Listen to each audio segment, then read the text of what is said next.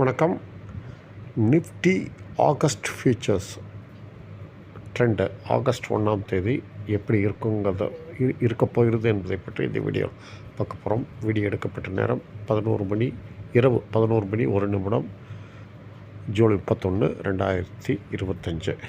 எப்படின்னா இன்றைக்கி unofficial closing 24,862.20.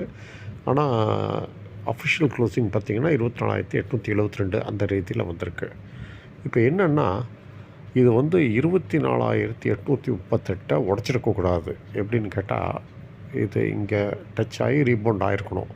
ஆனால் இன்றைக்கி இது இன்ட்ராடே பேசிஸில் இறங்கியிருக்கு. அதனால் ஒரு இன்ட்ராடே செல்லிங் டே வைஸு 24,533 என்ற நிலை வரை செல்ல வாய்ப்புண்டு. ஜாக்கிரதையாக அணுகும்.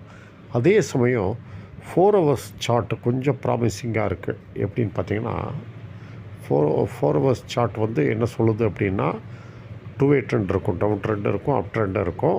25,062 மேலே, 24,663 கீழே, இதுக்கிடையில் இருக்குன்னு சொல்லியிருக்கு. சரி, இப்போ நிலைகளை பார்ப்போம். இப்போ 24,872 அந்த அஃபிஷியல் க்ளோசிங் எடுத்துக்குவோம். இது ட்ரெண்ட் சைடரு.